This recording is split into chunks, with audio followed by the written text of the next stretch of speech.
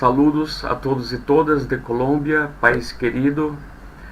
Primeiro, eu quisiera agradecer a la Universidad Santo Tomás por la invitación para participar deste quinto colóquio internacional de investigação formativa em la educação superior. Eu estou muito agradecido por la invitação. Eu vou apresentar-me inicialmente. Eu me chamo João Colares da Mota Neto. Eu sou professor da Universidade do Estado de Pará, em Brasil, em la Amazônia brasileira. A cidade é Belém, que se queda ao norte de Brasil. E em la Universidade do Estado, nós trabalhamos em núcleo de educação popular que se chama NEP, Núcleo de Educação Popular Paulo Freire, e nós desenvolvemos atividades de educação popular em comunidades populares de Belém, em hospitais também, em escolas públicas e em casas para pessoas ancianas que estão asiladas nestes espaços. E eu hago parte da coordenação da Cátedra Paulo Freire da Amazônia, que é uma rede de investigação que busca articular educadores populares, movimentos sociais, grupos de pesquisa, de investigação que estão presentes em los distintos estados da região amazônica brasileira, que é uma região muito grande de Brasil. A Amazônia cobre uns 51% do território nacional.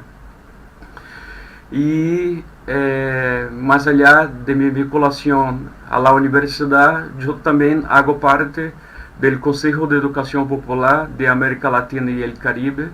Neste momento, eu hago parte da coordenação colegiada do coletivo brasileiro, ou brasileiro.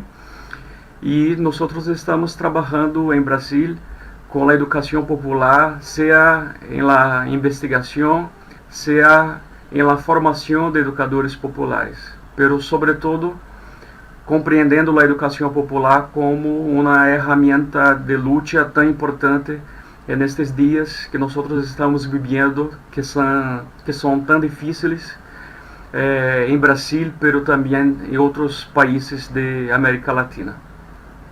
Bueno, eu fui invitado para fazer uma conferência sobre o tema Educação Popular em América Latina e Ruralidades. E eu organizei minha apresentação em 4 momentos. Inicialmente, eu creio que é importante dizer que educação popular nós estamos falando, de que educação popular, não é? E também apresentar um pouco do histórico da educação popular na América Latina. Em segundo momento, eu vou traçar algumas convergências entre a educação popular e o que nós chamamos em Brasil de educação del campo. Nós não usamos a palavra educação rural. Depois eu explico a razão para isso. Como terceiro ponto de minha apresentação, eu vou analisar a constituição de uma concepção decolonial em la educação popular latino-americana, tomando por base as obras de Paulo Freire, nosso referente mais importante em la educação popular, pero também de Orlando Fassborda, outro referente muito importante, sociólogo colombiano que vocês conhecem muito bem. E para finalizar, eu vou apresentar alguns retos ou desafios para uma prática pedagógica e investigativa em educação popular, tomando como referência as concepções que eu he apresentado antes de educação popular, de educação del campo e, sobretudo, como que se observa uma relação entre estes dois campos teórico-práticos com a concepção decolonial que eu vejo que está muito presente em la educação popular. Inicialmente, eu necessito perguntar para vocês e para nós, de que educação popular estamos falando? Ocurre que esta palavra não é uma palavra homogênea. Esta palavra ela é polissêmica e tem muitos sentidos. Se nós analisamos a literatura, a história intelectual de América Latina, se encontra a palavra educação popular, por lo menos, desde o século XIX. E neste período, especialmente, nós identificamos a ideia de educação popular como educação para todos. Esta ideia tem a ver com a defesa da expansão da instrução pública para todos. Uma ideia forjada do contexto de constituição de los Estados-nación em América Latina, no século XIX, que se basava na ideia de uma distribuição igualitária do saber, pero del saber erudito.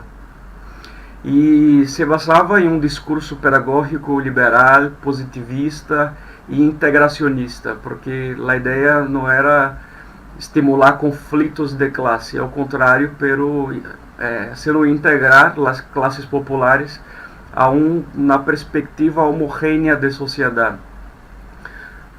para que os conflitos incluso não aparecieran, não tivessem espaço para manifestar-se.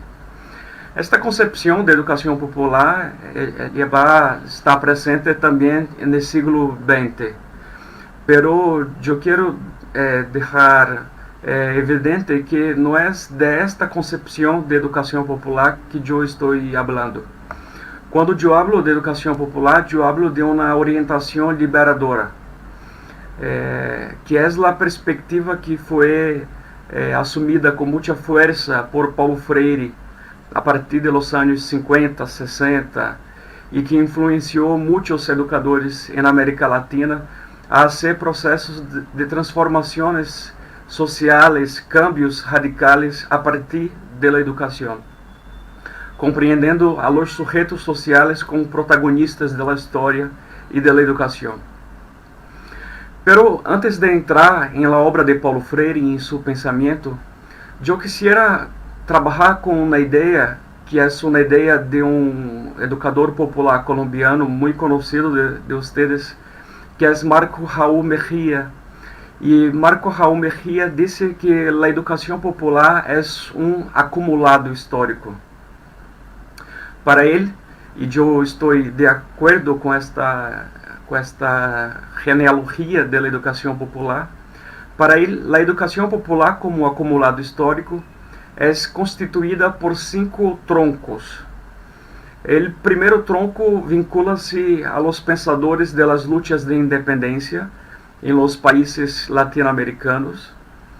Ele nos disse que Simón Rodríguez, que foi maestro de Simón Bolívar, foi o que mais explicitamente falou de educação popular neste período, e algumas das ideias mais importantes da educação popular neste período, em la perspectiva de Simón Rodríguez e de outros liberadores, são: a educação popular nos hace americanos e não europeus, inventores e não repetidores.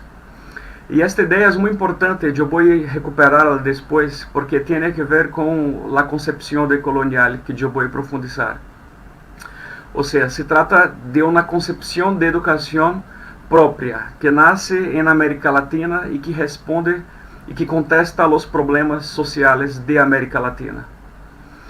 A segunda ideia é que a educação popular educa para que não sejamos mais servos de mercadores e clérigos, pero que sejamos autônomos e independentes. E a educação popular possibilita uma arte ou ofício para que as pessoas ganhem a vida por seus próprios meios, ou seja, para que não sejam dependientes do mercado, pero que puedan articular educação e trabalho em uma perspectiva de autonomia do sujeito. Este seria para Mejía o primeiro eje ou o primeiro tronco da educação popular. O segundo período liga-se a los intentos de construção de universidades populares a lo largo de la primera metade del siglo XX en América Latina. Y Mejía nos dice que las más notables, las más importantes fueron las de Perú, El Salvador y México.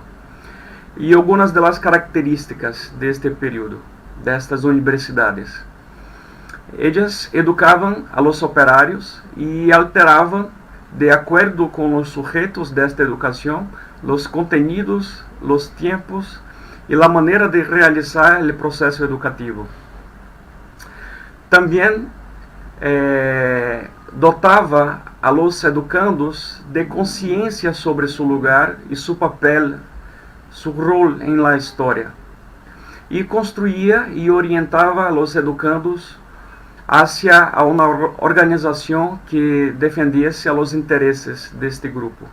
Ou seja, aqui nós temos uma perspectiva muito política de educação, que é uma característica importante da educação popular. Não se pode falar de educação popular desvinculada de uma discussão política. E isso está presente desde seus inícios, como Marco Raul Mejía nos está dizendo. O terceiro período para ele vincula-se às experiências latino-americanas de construir uma escola própria ligada à sabedoria aimara e quechua, e uma das mais representativas das escolas deste período foi a escola Aylú de Oarizata em Bolívia durante os anos 30 e 40, que foi impulsionada por Elizabeth. E um de seus fundamentos seriam para Mejía: existe uma prática educativa própria dos grupos indígenas, derivada de sua cultura, defende uma proposta de educação como movimento, um processo de criação cultural e transformação social. Estas escolas se constituem como escolas de esforço, já que desenvolvem uma pedagogia basada no trabalho, e a escola se articula à comunidade. E a própria comunidade se cambia uma escola. E vejam como isso está muito presente também em Paulo Freire, que nós vamos falar. Nesse sentido, Mejía cita o padre José Maria Velas e seu intento de construir uma escola a partir da educação popular integral, que encontra expressão no movimento Fé e Alegria, fundado em 56 do século XX e todavia atuante em América Latina. E nessa perspectiva, a educação visa romper com as cadenas que são cada vez mais fortes da opressão, através de uma educação muito ampla, politizada e qualificada. A democracia educativa tem que proceder à democracia econômica e social. É outra ideia que é defendida por el movimento Fé e Alegria. Eles dizem também que depois de tanta luta não podemos resignar a viver em uma justiça que seja mediana. Ou seja, há que lutar por uma justiça integral, continuar, seguir lutando por uma justiça integral. Fé e Alegria nasceu para impulsar a mudança social, o cambio social, através de uma educação popular integral.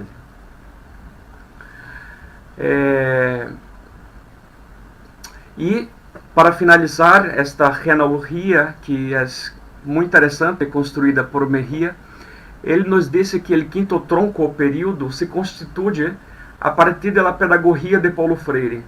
Não é? Vocês sabem que Paulo Freire se convierte em um educador popular muito conhecido a partir dos anos 50, pero já hacía trabalhos de educação popular por lo menos desde os anos 40. Pero lo que é importante dizer nesta perspectiva de Mejía é que alrededor de los anos 60, por meio da pedagogia de Paulo Freire, há uma convergência de los 4 troncos ou momentos anteriores da educação popular. E há outro autor que eu quisiera mencionar também, que é Michael Apple, que disse, em la mesma perspectiva, que o trabalho de Paulo Freire ganhou notoriedade em grande medida porque Paulo Freire conectou-se com as memórias coletivas de los movimentos sociais e a memória de luta, a história de resistência presente em América Latina.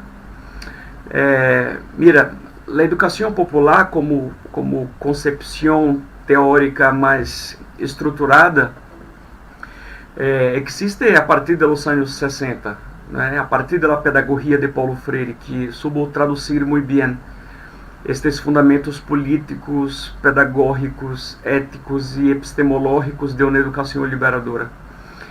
Pero práticas de educação liberadora já estavam presentes antes em América Latina.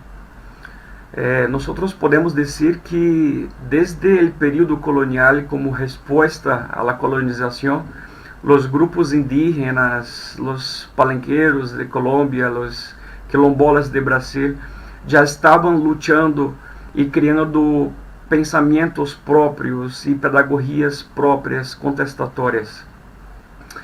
Então, a pedagogia de Paulo Freire tem muito a ver com esta história, com estas memórias que foram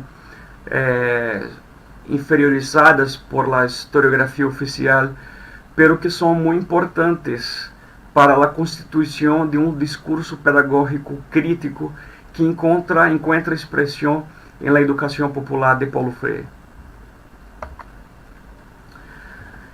Então, a partir desta ideia, como nós poderíamos definir a educação popular liberadora? Eu diria que a educação popular é, ao mesmo tempo, um movimento, ou seja, uma prática, uma experiência, um processo de luta, pero também um paradigma, ou seja, um discurso, uma teoria, uma ideologia, que tem como objetivo, através da educação, empoderar as classes populares para que enfrentem diversas modalidades de opressão, lutando assim por uma sociedade que seja solidária, justa e emancipada. Esta ideia de articular movimento com paradigma é muito importante, porque nós não podemos pensar a educação popular como uma mera prática desarticulada de uma epistemologia ou de um pensamento teórico que la estrutura. A educação popular é um movimento de luta, pero é um movimento conectado com uma perspectiva e uma visão de mundo, de sociedade, de ser humano, de educação. E tampouco podemos pensar a educação popular como uma mera teoria ou um discurso pedagógico. É um discurso pedagógico, pero que só tem sentido quando ganha vida através das lutas de los pueblos, de las clases populares, de los movimentos sociais. Há outro educador popular colombiano que eu admiro muito, que é Alfonso Torres Carrillo, da Universidade Pedagógica Nacional de Bogotá, e ele nos disse que a educação popular é popular porque tem sua razão de ser em los setores populares, suas organizações e suas lutas, seus objetivos, seus conteúdos, suas metodologias, que buscam colocar-se em função deste projeto de emancipação social. Então, é muito importante entender o que significa o popular, como nos disse Carrillo. Não tem que ver solamente com o público. Claro que são as classes populares que preferencialmente integram a los processos de educação popular. Pero o popular tem mais que ver com o sentido político, ou seja, os conteúdos, as metodologias, todo o sentido político, ético, pedagógico da educação popular está está involucrado em uma perspectiva de emancipação das organizações populares, das classes populares. E é isso que define o popular da educação popular.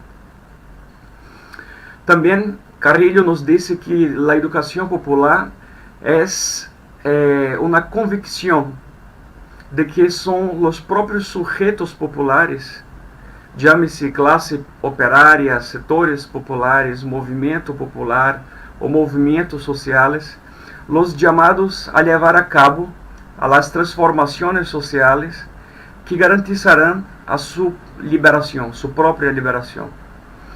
Pero, ao mesmo tempo, a educação popular assume que sua tarefa é contribuir para que estes sujeitos populares se construyam, se fortaleçam e reconozcam sua capacidade de protagonismo histórico.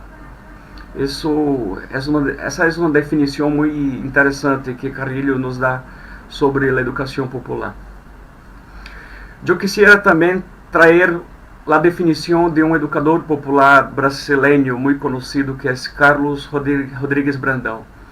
E Brandão nos disse que a educação popular é uma retotalização do sentido do acto de educar a partir das classes populares e do trabalho popular de transformação da ordem social, que congrega o caráter pedagógico simbólico e o político transformador desta concepção educacional.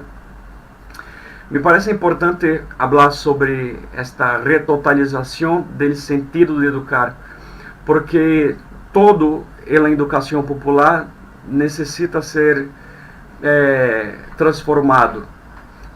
Ou seja, quando nós pensamos em educação, nós nos acordamos do contenido, do currículo, da metodologia, da avaliação, do planeamento.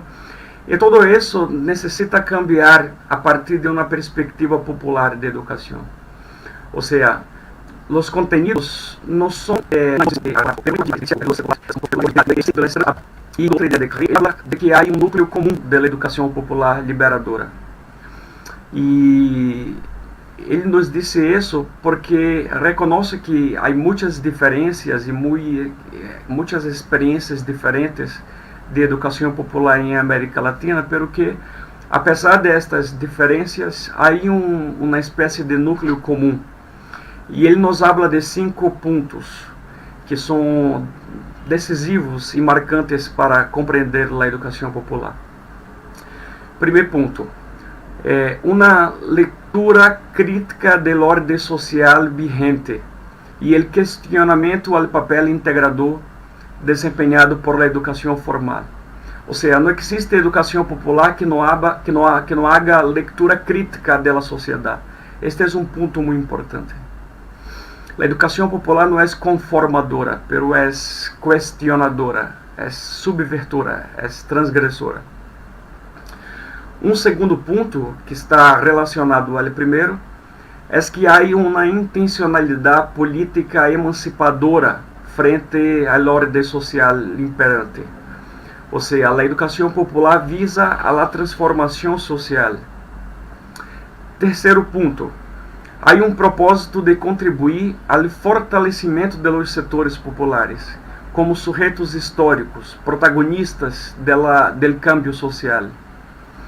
Ou seja, o cambio social não vendrá com intelectuais iluminados que digam ao povo como devem actuar, pero são os próprios setores populares que são protagonistas da transformação.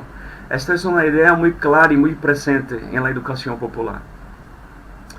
Um quarto ponto é que há uma convicção de que a partir da educação popular é possível contribuir para que o êxito desta intencionalidade transformadora, liberadora, se convierta a partir da construção de uma subjetividade popular também autônoma e liberadora.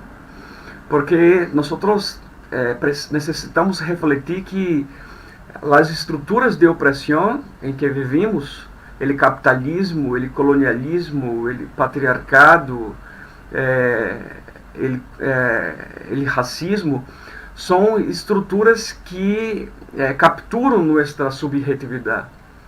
E nós necessitamos cambiar a sociedade, pero isto implica também construir novas subjetividades que sejam mais autônomas. É uma perspectiva antirracista, antipatriarcal, anticolonialista e anticapitalista. E o quinto ponto para ele seria um afã por generar e emplear metodologias dialógicas, participativas e ativas na educação popular. Estas são 5 características centrais que estão presentes nas diversas experiências da educação popular em América Latina. E nós, sobretudo, necessitamos entender a educação popular como uma pedagogia do oprimido, nesse sentido de Paulo Freire. Se nós buscamos seu livro, que é seu livro mais conhecido, mais famoso, ele nos disse em alguma parte que a pedagogia do oprimido é aquela que tem que ser forjada com ele oprimido e não para ele. Ou seja, que tem que ser construída com os oprimidos como homens e mulheres ou pueblos em la luta incessante de recuperação de sua humanidade. Uma pedagogia que haga de la opressão e de suas causas objeto de la reflexão de los oprimidos, de que resultará su comprometimento necessário em la luta por la liberação, em que esta pedagogia se hará e se rehará. Ou seja, a pedagogia do oprimido se construye em la luta de los setores populares. Não se dá antes de la luta, não é preparação para a luta, pero que é uma pedagogia que se forja em la luta de los setores populares. E tem que ver com a construção de consciências mais emancipadas, de consciências liberadas das estruturas de opressão, para que as pessoas possam compreender as causas de sua opressão e se comprometer com a transformação das estruturas sociais.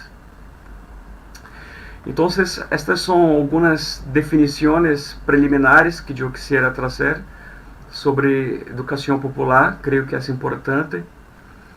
Depois, eu queria apresentar um pouco Paulo Freire, apesar de que Paulo Freire é muito conhecido em Colômbia como em Brasil, pero me parece clave traçar algumas reflexões, alguns apontamentos sobre sua vida e obra.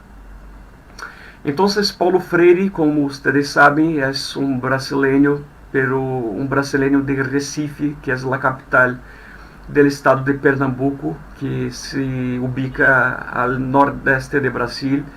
Ele ha nascido em 1921, nasceu em uma família de classe média, pero que com a depressão de 29, não é? Então, com como se diz, com a quebra da Bolsa de Valores de Nova York, do mercado internacional de Nova York em 29,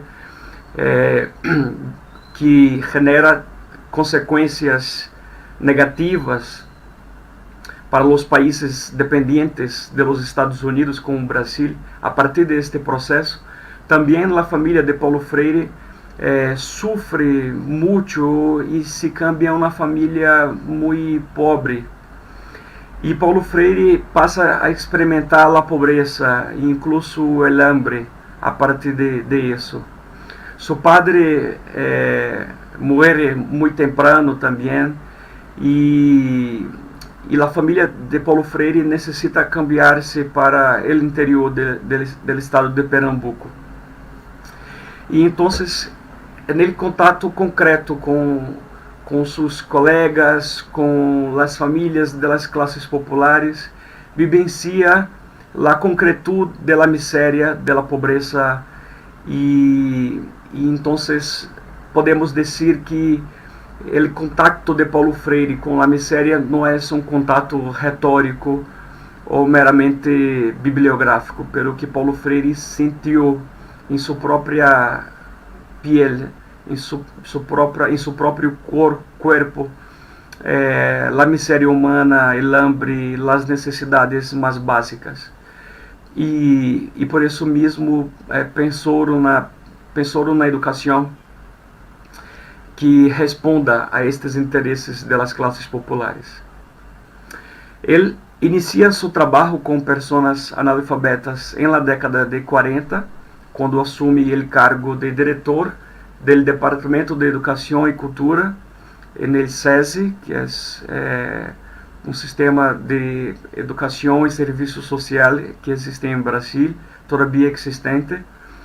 E neste período ele agudiza seu contato com os setores populares, especialmente no campo, com os campesinos. E então podemos dizer também que a educação popular tem muito que ver com a situação concreta del campesinato, porque as metodologias ou práticas de alfabetização que ganham algum destaque a partir de 61, quando já era diretor de serviço de extensão cultural de lo que se chamava neste período Universidade del Recife, hoje se chama Universidade Federal de Pernambuco. E também Freire experimenta a alfabetização no movimento de cultura popular. Havia, neste momento em Brasil, nos anos 60, muitos movimentos de cultura popular, pero Paulo Freire participa especialmente do MCP, movimento de cultura popular muito presente em Pernambuco. Em 63, ele, com a equipe de outros educadores e educadoras, realiza o famoso trabalho de alfabetização em Angicos, que é uma pequena cidade no interior do estado de Rio Grande do Norte, o nordeste brasileiro, também com campesinos e trabalhadores rurais. E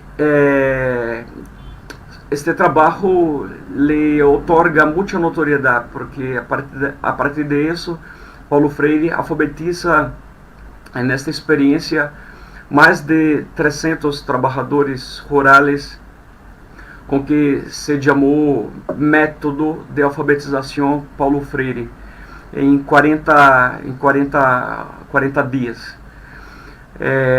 Pero a ideia de método de alfabetização tem que ser compreendida entre comillas, porque Paulo Freire hizo uma experimentação metodológica, não estava criando um método para ser replicado da mesma forma em todos os contextos. Não. Pero lo que pasa é que esta experiência ecoou e generou muito interesse do governo populista de João Goulart, presidente de Brasil neste período, que invita a Paulo Freire para assumir a coordenação nacional do programa de alfabetização de jovens e adultos, que Paulo Freire empieza a trabalhar, pero que é interrompido porque um ano depois, em abril de 64, nós sofrimos um golpe militar, uma ditadura civil militar muito forte, que obriga Paulo Freire a sair do Brasil e ir-se ao exílio. Então, de 64 hasta 79, Paulo Freire vive no exílio, passa um mês em Bolívia, pero luego é surpreendido por outro golpe militar. Então, vai para o Chile, onde se queda por mais ou menos uns 4 anos. E neste período escreve alguns trabalhos muito importantes, como Educação como Prática da Liberdade y la propia pedagogía del oprimido. En Chile también desarrolla trabajos muy interesantes con los campesinos en áreas de reforma agraria. Hay un libro especialmente importante en que él nos cuenta sobre estas experiencias que se llama ¿extensión o comunicación? Es una pregunta, porque él decía en este libro que los intelectuales estaban haciendo trabajos de extensión rural, los técnicos agropecuarios, o sea, estaban imponiendo sus saberes y despreciando los conocimientos, las sabedorías de los grupos campesinos, de las clases populares. Entonces Freire decía que no nos cabe hacer extensión, pero comunicación, diálogo intercultural entre saberes y entre conocimientos. Después, en 69, Paulo Freire va para los Estados Unidos, recibe una invitación para ser profesor en la Universidad de Harvard, pero no se queda ni un año y luego decide aceptar la invitación del Consejo Mundial de Iglesias, sediado en Suiza, Ginebra, y en este país se queda por más o menos unos 10 años, donde también desarrolla muchos trabajos interesantes en todo el mundo, y se destaca en este periodo su trabajo en África. Paulo Freire fue invitado para asesorar a los países, sobre todo de habla portuguesa, colonizados por Portugal, que estaban en este momento se descolonizando y tratando de crear un sistema de enseñanza propio, descolonial, con marcas nacionales auténticas y que pudiese desprenderse del modelo imperial, colonial de educación impuesto por Portugal. Y Paulo Freire estuvo ahí también en este periodo. Y de este período es muy importante destacar un libro llamado Cartas a Guiné-Bissau, que es un libro muy interesante que relata esta experiencia, pero hay otros trabajos que cuentan la historia de la intervención de Freire en África. Son los llamados escritos africanos. Pero como punto de referencia yo diría que Cartas a Guiné-Bissau es el más completo y el más conocido de los libros de este periodo, de los años 70, de los escritos africanos. En 79 nosotros tenemos la ley de amnistía en Brasil, la dictadura militar empezaba a quedarse más débil, más frágil, y en 80 Freire logra retornar a Brasil y va a trabajar como profesor en la Pontificia Universidad Católica de São Paulo y también en la Universidad Estadual de Campinas, ambas en São Paulo. De 89 hasta 91, Paulo Freire fue secretario municipal de Educación de la ciudad de São Paulo y en este periodo hizo cambios importantes en la escuela pública, en este sistema oficial de enseñanza, demostrando que sí es posible hacer educación popular por medio de la escuela pública. Hay un libro importante de este período que se llama La Educación en la Ciudad, a Educação na Cidade, que cuenta algunos de los cambios que fueron hechos en este período, como la reorientación curricular, el aumento de la inversión en la educación. Los profesores pasaron a recibir más salarios más dignos. El MOVA, movimiento de alfabetización que fue creado en este periodo también. Nuevas perspectivas para la evaluación, una perspectiva de evaluación emancipatoria y no punitiva, clasificatoria. Entonces, algunos cambios que fueron importantes y que a partir de esta experiencia otras se desarrollaron en Brasil, en otras ciudades donde estaban gobiernos democráticos populares y desarrollaron experiencias interesantes de educación popular por medio de la escuela pública. Mi ciudad, por ejemplo, Belém, nosotros tuvimos una experiencia freiriana de educación popular en la escuela pública llamada Escuela Cabana ou Escola Cabana, que hace referência a la cabanagem, que foi um movimento popular do século XIX em Pará, mi estado, donde los caboclos, los indios, los indígenas, los sujetos populares tomaram o poder por um tempo aqui em la Amazônia, em Belém especialmente. E Paulo Freire nos deixa a 2 de maio de 97 em função de complicações cardiorrespiratórias. Isso é um pouquinho de sua biografia. E nós podemos dizer que a lo largo de los 40, mais de 40 anos em que Paulo Freire escreveu, sua obra é muito coerente, pero também é diversa, não é uma obra homogênea. Por exemplo, se nós leemos um livro como Educação como Prática de la Libertad, não é o mesmo que ler Cartas a Guiné-Bissau ou Pedagogia de la Autonomia. São livros marcados por ênfases temáticas, por perspectivas. Foi aprendendo com sua história e com a história das gentes e com a história dos pueblos. Então, é muito importante acompanhar a trajetória da produção bibliográfica de Paulo Freire. Há intérprete de sua obra brasileiro chamado Afonso Scocuglia, que disse que há 3 fases, fases entre comillas, porque não são separadas de maneira muito estanques, pero 3 fases do pensamento de Paulo Freire. A primeira, correspondiente a los escritos realizados entre 59 e 70. A segunda, correspondente à década de 70. E a terceira, com seus escritos mais recentes, em los anos 80 e começo da década de 90.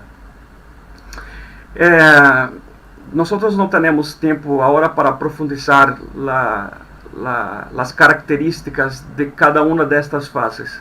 Então, eu indicaria a leitura do livro do professor Afonso Scocuglia.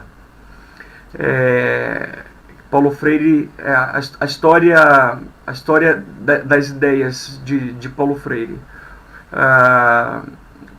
Não me acuerdo se é exatamente isso, mas eu vou dar a indicação exata para vocês. Então, a lo largo de sua vida, Paulo Freire defendeu em suas obras ideias muito importantes. E uma maneira muito interessante de compreender seu pensamento é mirando para os títulos de suas obras, porque em los títulos nós logramos perceber as categorias que são centrais para sua obra. Por exemplo, educação como prática de la libertad. Então, a ideia de libertad é muito central para Paulo Freire. Pedagogia del oprimido, ou seja, uma pedagogia no de los opresores, pero una pedagogía hecha por y con los oprimidos, com seus interesses como estando em primeiro plano. Pedagogia, Diálogo e Conflito, que é um livro é um livro hablado, como se disse, uma charla entre ele e Moacir Gadot.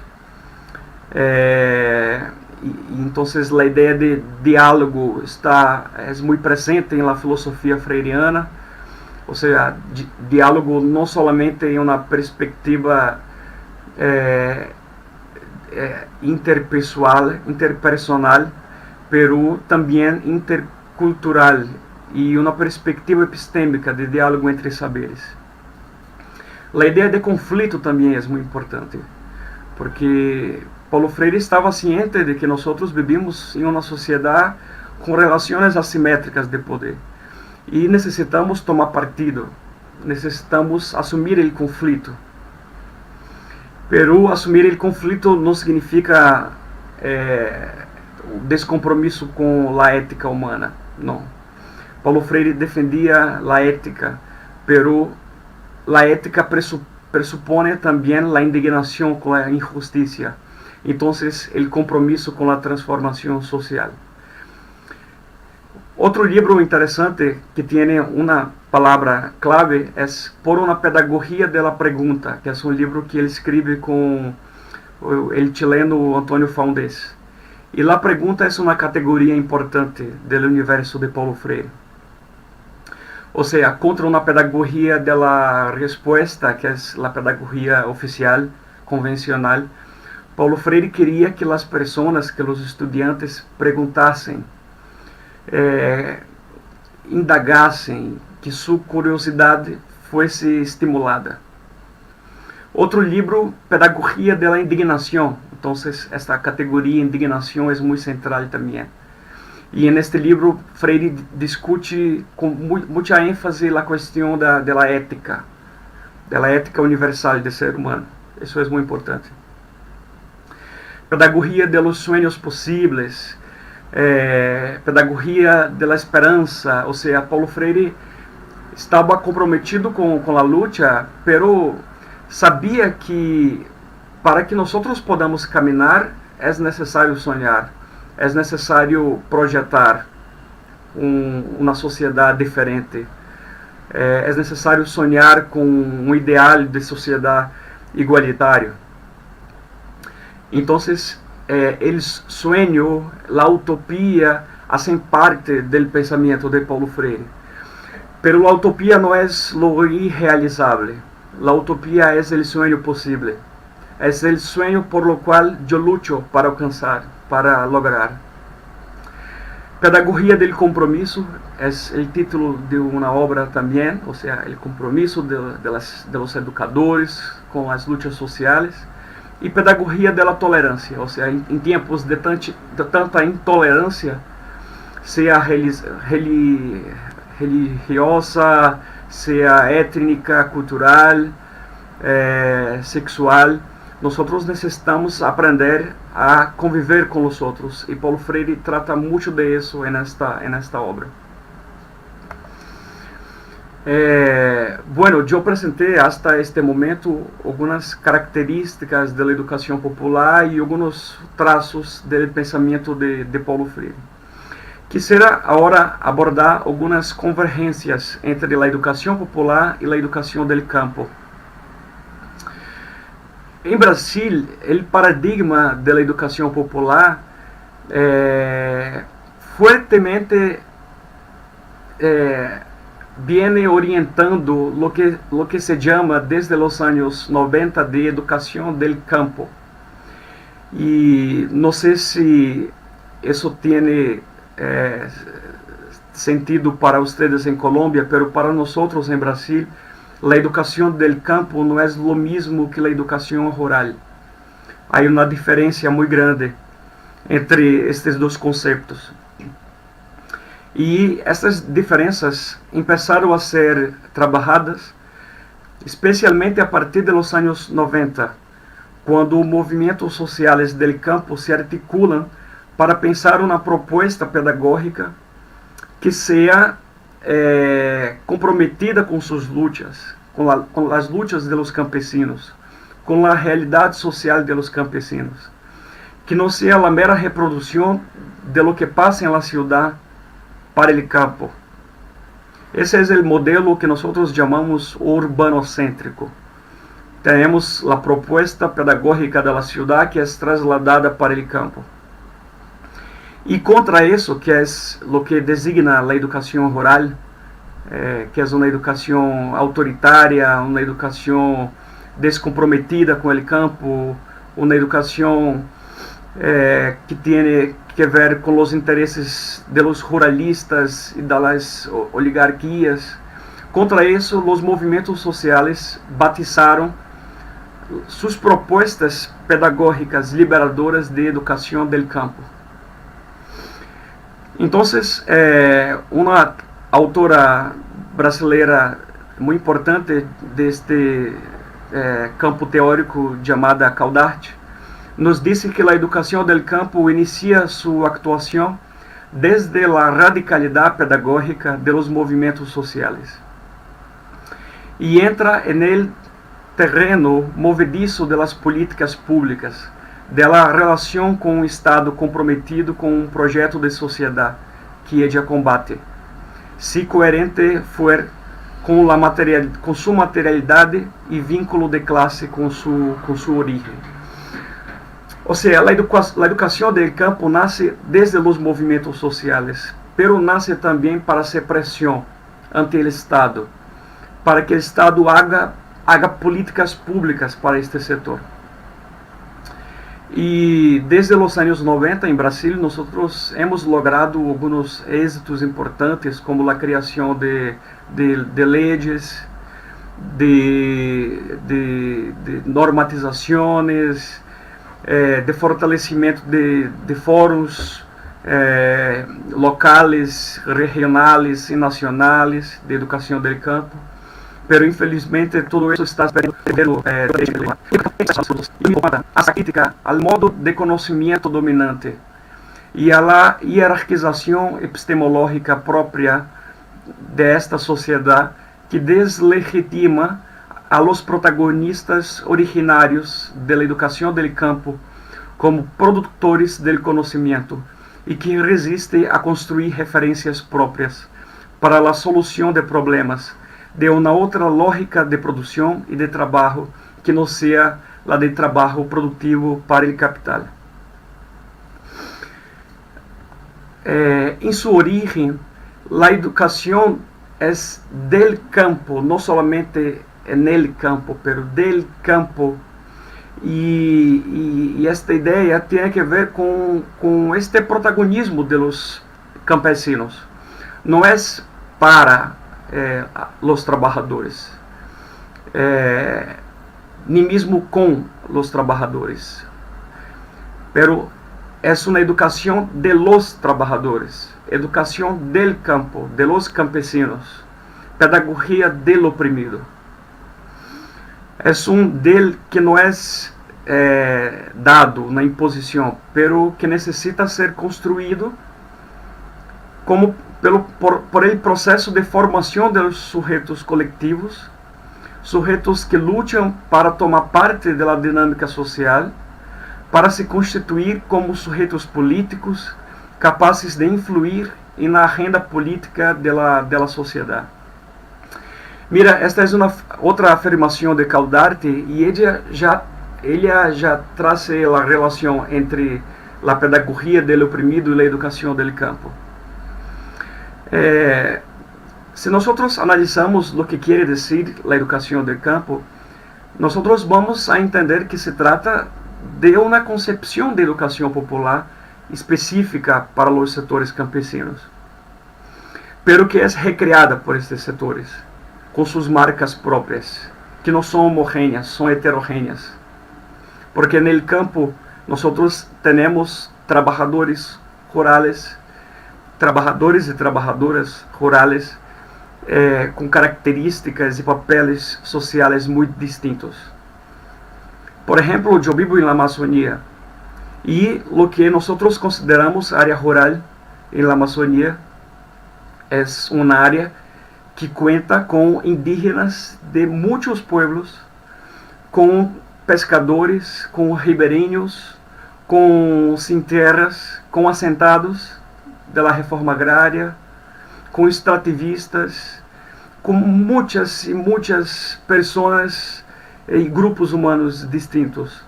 Então, a educação do campo, inspirada na perspectiva da educação popular, se cria e se recria a partir do diálogo com os distintos sujeitos sociais e a partir dos territórios que são distintos. A ideia de territorialidade é muito importante para a educação popular e para a educação do campo também.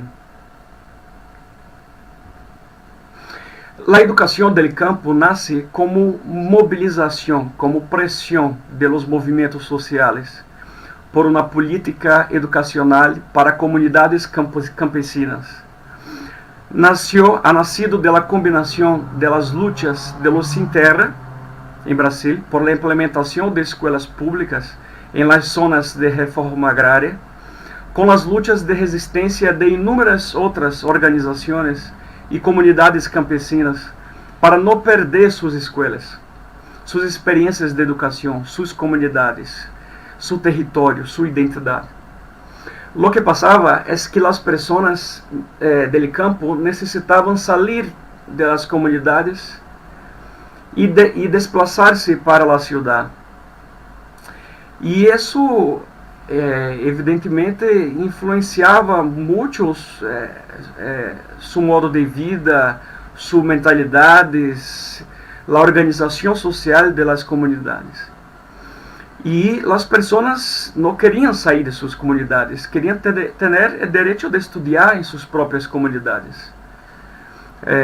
Isso não significa, evidentemente, isolamento social, ou que as comunidades não podem cambiar seus modos de vida. Claro que não. As comunidades querem incrementos, querem melhorias de sua vida, de suas condições de vida, de trabalho. Pero querem ter também o direito de estudar em suas comunidades. E uma escola que respeite seus valores, seus princípios, suas identidades. Então, nasce assim a educação do campo, destas lutas de los movimentos sociais, de los campesinos, de los sin terra.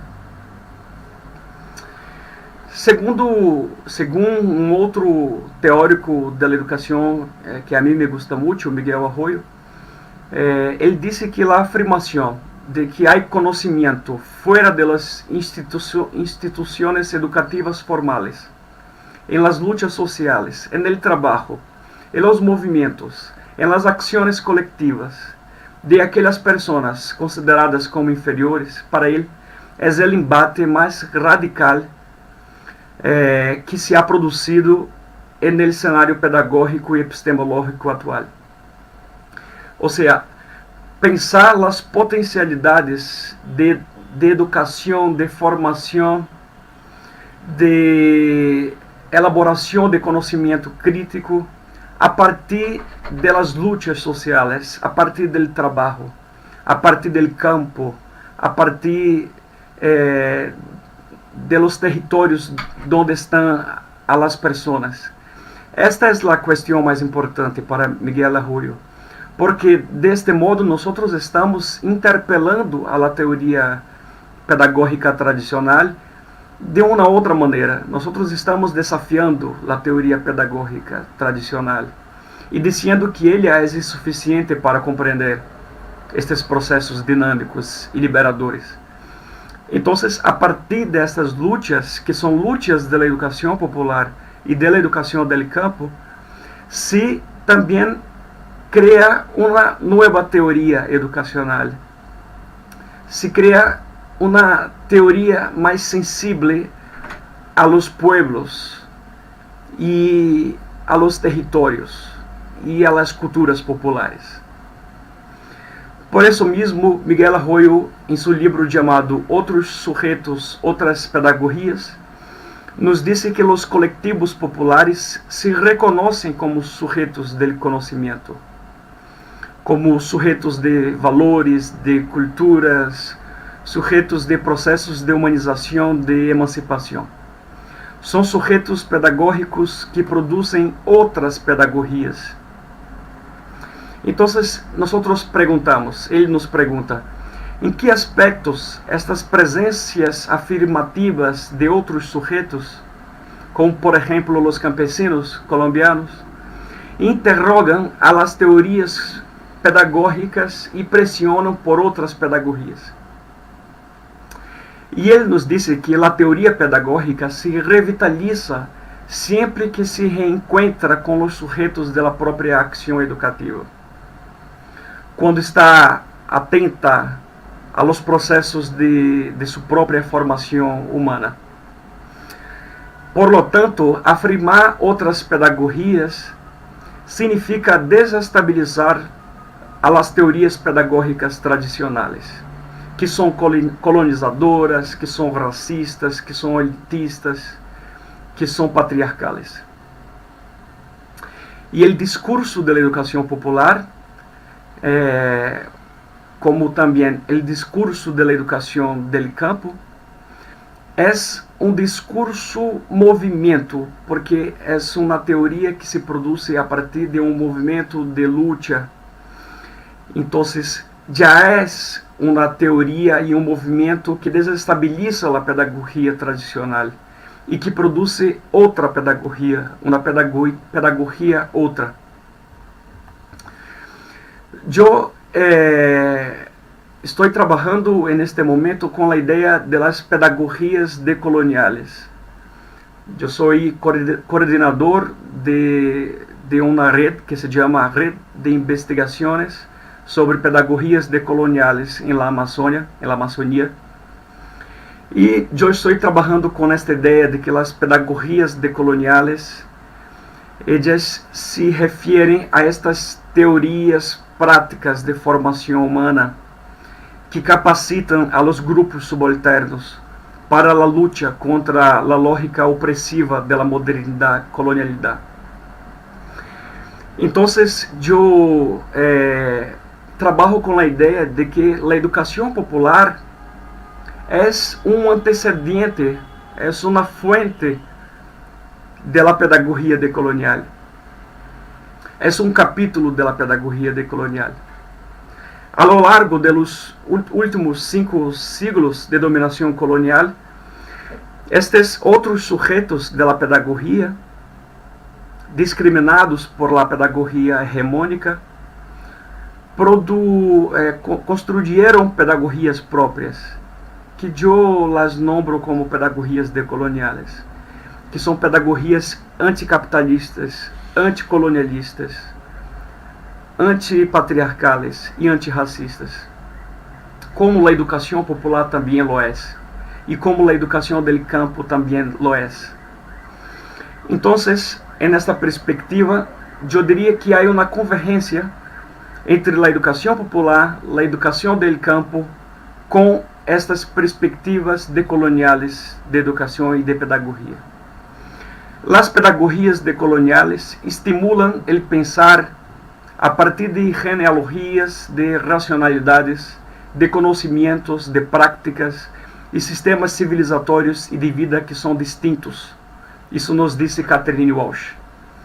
São pedagogias que incitam possibilidades de estar, de ser, sentir, existir, fazer, hacer, pensar, mirar, escuchar e saber de outro modo. Pedagogias encaminadas em direção hacia a processos e projetos de caráter, horizonte e intenção decoloniales. Eu hice entre os anos 2012 e 2015 uma investigação de doutorado. Uma parte incluso foi hecha em la Universidade Pedagógica Nacional. Eu estive em 2014 em Bogotá para fazer uma pasantía de doutorado. Eu hice um estudo sobre a constituição de uma concepção decolonial em la educação popular latino-americana, tomando como referência as obras de Paulo Freire e as obras do sociólogo colombiano Orlando Fassborda. Eu apresentei esta tese em 2015 e depois eu publiquei um livro que se chama Por uma Pedagogia Decolonial em la América Latina. E neste livro os contenidos da tese estão presentes e eu indicaria para aqueles que querem compreender melhor como que se dá esta convergência entre a educação popular e a investigação ação participativa em América Latina e como a partir desta convergência se produz uma pedagogia decolonial em nosso continente. Eu posso compartilhar também para vocês um texto em que eu analiso esta questão para antes del seminário, talvez para instrumentá-los para o debate sobre esta questão. Então, eu trabalho com a tese, com a ideia de que a educação popular e a investigação acção participativa, em particular em lo que toca a las contribuições teóricas de Paulo Freire e de Orlando Falsborda, devem estar inseridas em la genealogia de la decolonialidade em América Latina, por seus significativos aportes a la crítica a la colonialidade, enraizada em las ciências sociais e em la educação, e sobretudo por ambos apresentarem elementos de descolonização do pensamento, do hacer científico e da pedagogia. Eu sustento esta tese a partir de 4 aspectos. Um aspecto biográfico, analisando a trajetória de Paulo Freire e Orlando Falsborda, um aspecto epistemológico, analisando o pensamento de los dois, um aspecto metodológico, investigando o que propusieron e hicieron como hacer científico e como hacer pedagógico, e um aspecto ético-político, que tem a ver com suas utopias subversoras, rebeldes e transgressoras. Bueno, eu não vou profundizar isso, porque vou enviar para vocês um texto de leitura sobre este assunto, pero quisiera concluir apresentando alguns desafios de uma pedagogia decolonial com base em Freire e Falsborda, que nos dá indicações para como actuar en el campo e em la ciudad também, como atuar sobretudo com as classes populares e os movimentos sociais.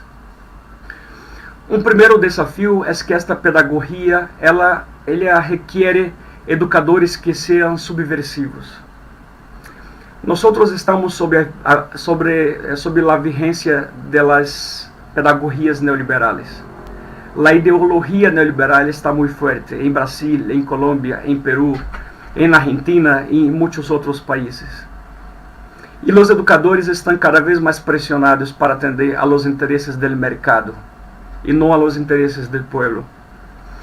Então, se queremos fazer um trabalho de educação popular com os campesinos e com os outros sujeitos sociais e populares, isso requer que nós nos assumamos não como técnicos autômatos, como nos quer ver o mercado, pero como educadores subversivos.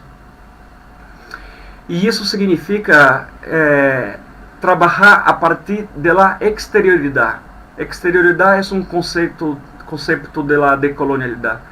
Não significa o que está fora da modernidade, colonialidade, pero lo que foi sujeitado por ela.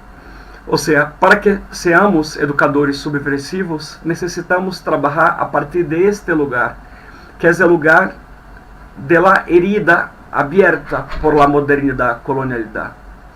Necessitamos trabalhar junto com os setores populares, com as mulheres, com os homossexuais, com as lesbianas, com as trans, com os campesinos, com os indígenas, com os palenqueiros, com os quilombolas, com os pescadores, com os sujeitos que foram marginalizados a lo largo da história, que é uma história de dominação.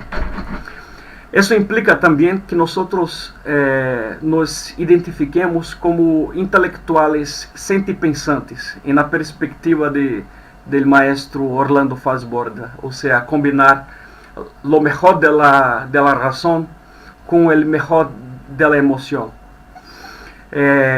Isso significa também ter compromisso ético-político com as classes populares. Significa respeitar os saberes populares e conhecimentos ancestrais. E ter liderança, pero liderazgo do tipo democrático, ou seja, não ser autoritário quando nos assumamos como educadores, pero que seamos muito dialógicos e generosos em nosso papel como educadores ou como liderazgos sociais. Um segundo desafio desta pedagogia é que ele é parte de uma hipótese de contexto. E isso que nos habla é o maestro Orlando Falsborda, em um artículo, e neste artículo ambos nos dizem que há uma necessidade de adequação de los marcos de referência científicos a los contextos geográficos, culturais e históricos concretos. Isto serve muito para a pedagogia também, para a educação popular. E esta é uma ideia forte na educação popular desde seus inícios. Paulo Freire, desde seus primeiros escritos, foi muito crítico do mimetismo intelectual e das receitas prontas, listas, que veniam de contextos exógenos à realidade dos territórios. Um terceiro desafio é que esta pedagogia valoriza as memórias coletivas de los movimentos de resistência. Há uma educadora colombiana também, Marín, que nos disse que os projetos e as práticas no campo da memória podem ser concebidos no interior do horizonte da decolonialidade, por dois motivos. Primeiro, por la visibilização de epistemes que foram subalternizadas por la lógica do poder colonial e por la colonialidade. Segundo, porque mobilizam dinâmicas de transformação de los legados coloniales que aún hoje persistem. Então, como educadores populares, necessitamos fazer o que dizia Paulo Freire, o que dizia Orlando Falsborda: a recuperação coletiva da história, a investigação temática da cultura popular. Porque em la cultura popular há um núcleo de resistência, como Gramsci já nos dizia, um núcleo de bom senso. Ou seja, há uma perspectiva que não foi todavia colonizada e que queda resistente em la cultura popular. E na educação popular, nós necessitamos valorar estas memórias coletivas de resistência, pero também trabalhar para que a cultura popular se convierta cada vez mais crítica e resistente, porque não podemos ser populistas e dizer que todo na cultura popular é resistência, porque sabemos que não. Os processos de dominação são muito amplios e afetam a todos nós. E a colonialidade é uma estrutura de poder muito poderosa que está presente em las mentalidades, em la educação, em las subjetividades.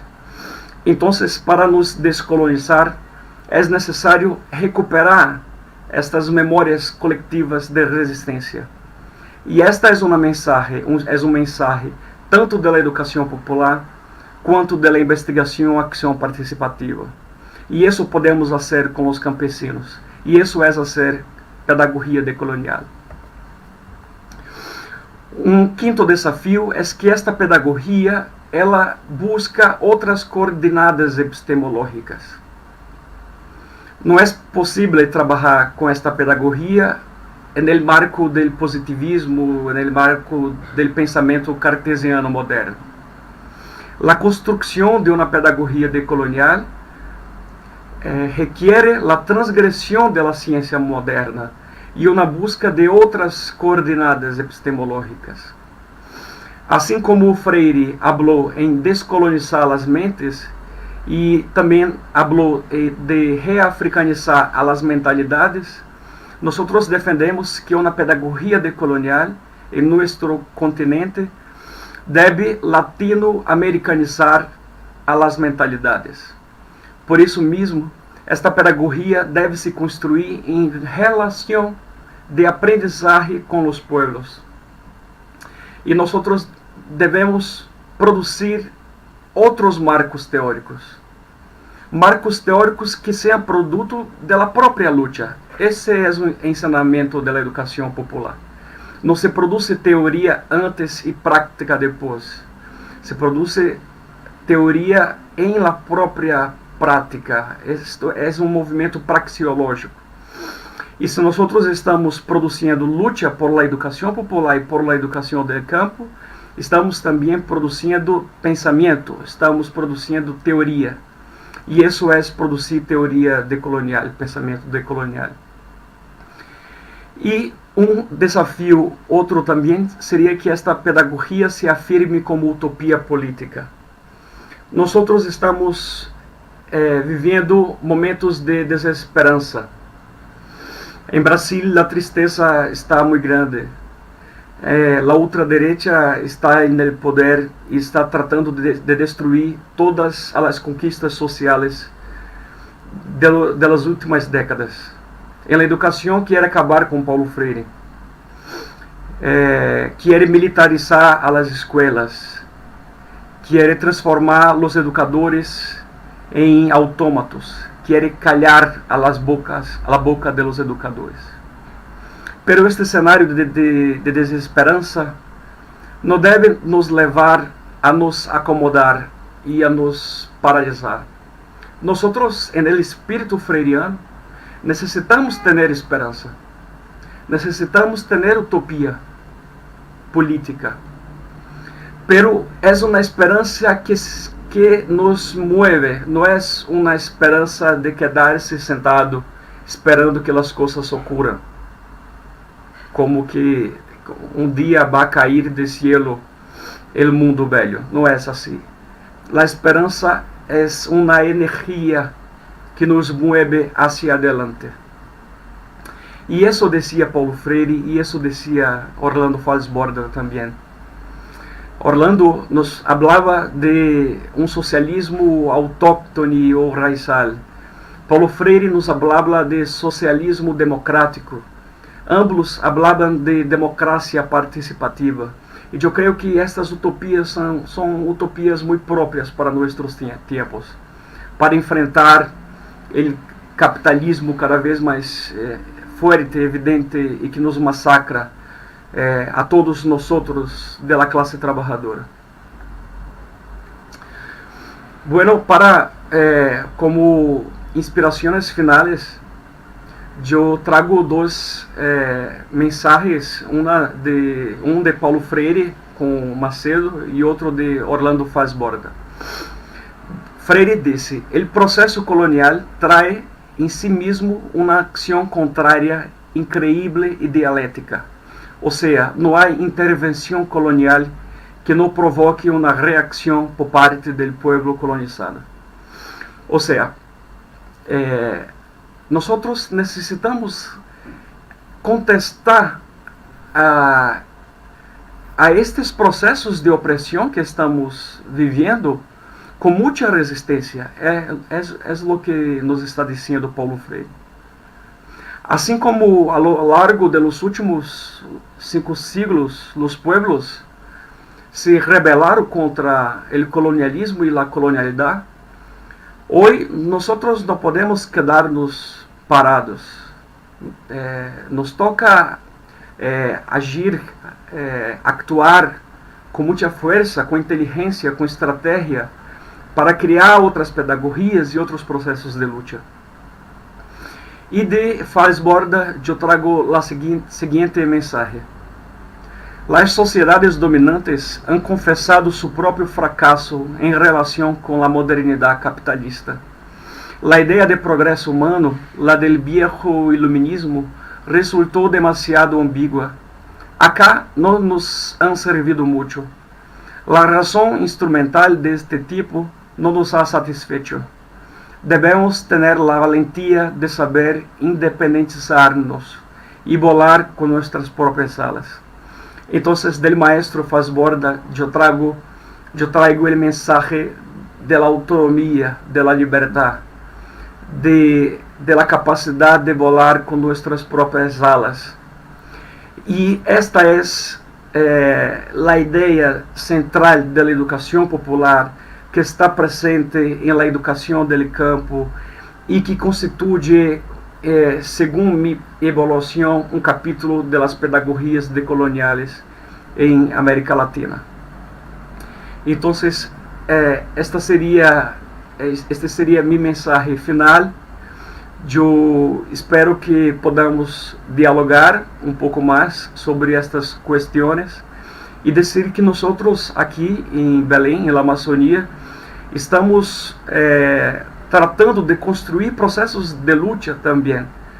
É muito importante que seminários como estes nos conectem a los educadores populares de diferentes latitudes, porque por vezes nos vemos muito isolados, pero em realidade não estamos isolados. Necessitamos conectar-nos mais para que nossas lutas sejam mais fortes. Que está em José Martí, que está em Simão Rodrigues, e que está em Paulo Freire, e que está em Orlando Foz Borda. A ideia de integração de los pueblos de América Latina, para que sejamos fuertes lo suficiente para volar con nuestras propias alas. Muchas gracias. Quedo à disposição para o diálogo.